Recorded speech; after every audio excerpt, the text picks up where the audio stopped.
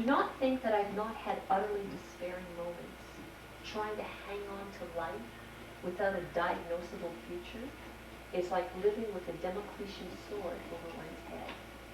This along with the toll of successive surgeries, hospitalizations, a year of brutal chemo, and every manner of unforeseen complication that resulted in diminished capabilities have forced me to stay in the shadow of the Almighty.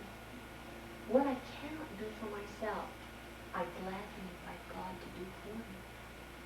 He can set the agenda for the days that remain. May His perfect will be borne out in my earthly members.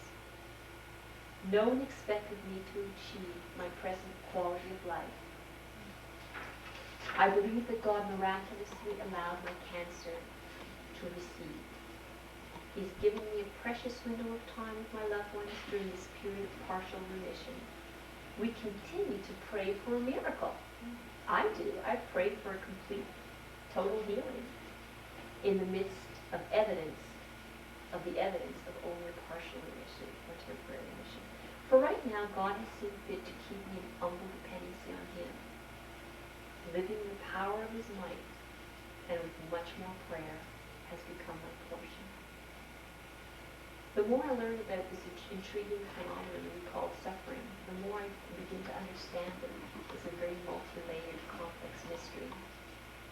Not the greatest minds or the greatest saints can grasp all that God has been doing through all the suffering of all the ages. No rational mind can grasp His purpose in all the past, present, and future. Honey, we ain't seen Armageddon yet. There's future suffering ahead for this planet.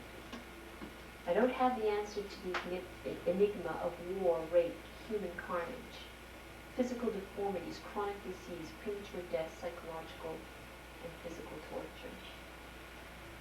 One thing I do know is that in prolonged suffering, one almost always catches oneself screaming, "Why, God?" or "Why me?"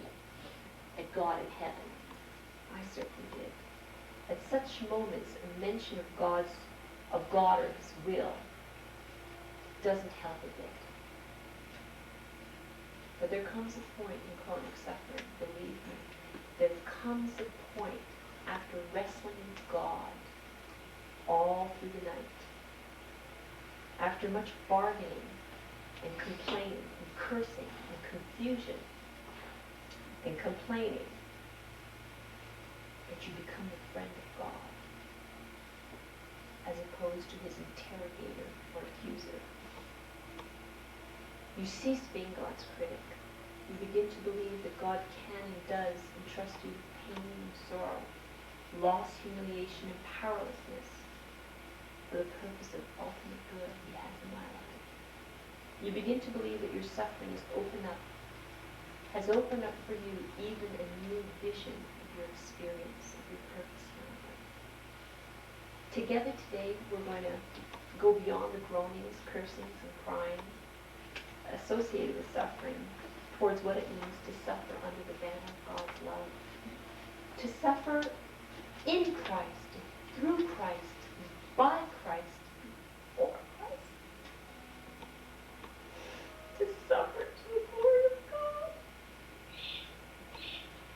To suffer is a divine scheme for the purification of the soul.